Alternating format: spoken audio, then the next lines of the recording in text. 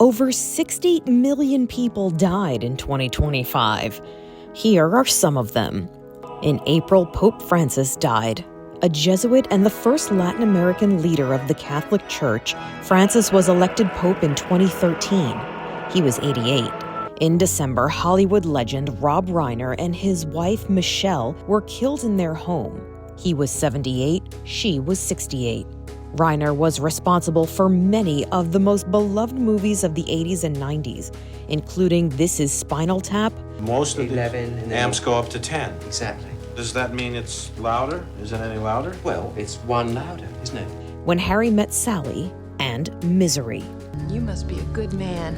Several other Hollywood figures also left us in 2025. In January, director David Lynch, responsible for the groundbreaking TV series Twin Peaks, as well as films like Blue Velvet and Eraserhead, died at 78. Cooper, you remind me today of a small Mexican chihuahua. Actor Diane Keaton, who starred in The Godfather, Annie Hall, and Father of the Bride, among dozens of other films, died in October. She was 79. Oh, well. La-di-da, la-di-da, la-la, yeah. Keaton's Annie Hall co-star Tony Roberts died in February at 85. Actor, environmentalist, and Sundance Film Festival founder Robert Redford died in September. He was 89. In February, Oscar-winning actor Gene Hackman died with his wife Betsy Arakawa in their New Mexico home. He was 95, she was 65. In April, Batman and Top Gun star Val Kilmer died. He was 65. In July, Cosby Show star Malcolm Jamal Warner drowned while on vacation in Costa Rica. He was 54.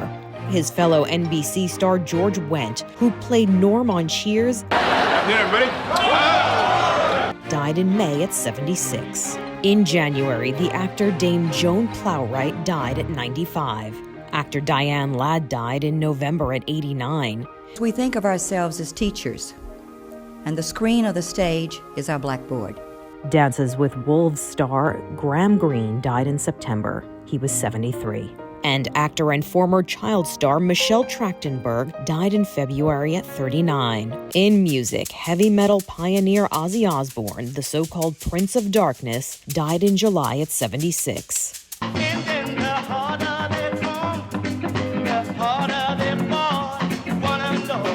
Reggae legend Jimmy Cliff died in November at 81. Latin jazz maestro Eddie Palmieri died in August at 88. Grammy-winning jazz trumpetist Chuck Mangione died in July at 84.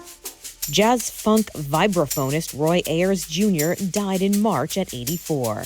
Cleto Escobedo III, the band leader for Jimmy Kimmel Live, died in November at 59. Cleto was a phenomenal saxophone player. From a very young age, he was a child prodigy. Kiss co-founder Ace Frehley died in October at 74. R&B performer D'Angelo died in October at 51. Math prodigy and humorist Tom Lehrer died in July at 97. Singer Connie Francis died that same month at 87. Mission Impossible composer Lalo Schifrin died in June at 93. Blondie drummer Clem Burke died in April at age 70. Garth Hudson, the last surviving member of the band, died in January at 87. Also in January, singer Marianne Faithfull died at 78.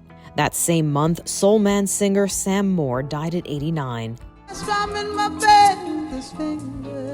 In February, R&B singer Roberta Flack died. She was 88.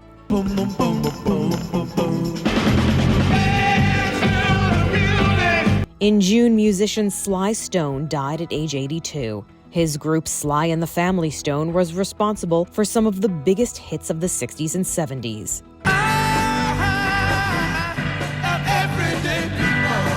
New York Dolls singer David Johansen, who also performed under the pseudonym Buster Poindexter, died in February at age 75. Several people who played themselves on television died in 2025. In August, TV judge Frank Caprio died at age 88. In June, TV chef Anne Burrell died at her Brooklyn home. She was 55.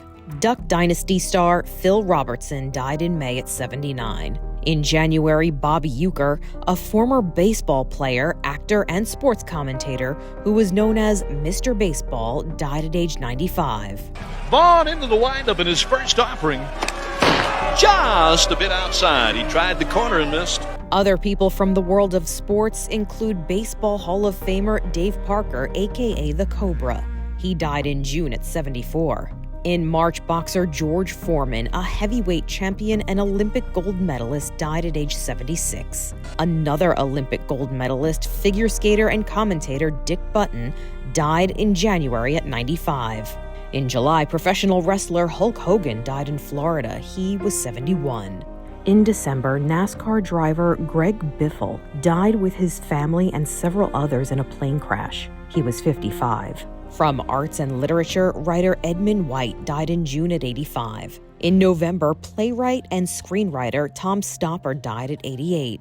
In February, prolific novelist Tom Robbins died at 92. Pulitzer Prize-winning cartoonist Jules Feiffer died in January at 95. Architect Frank Gehry died in December at age 96. And Italian fashion designer Giorgio Armani died in September at 91.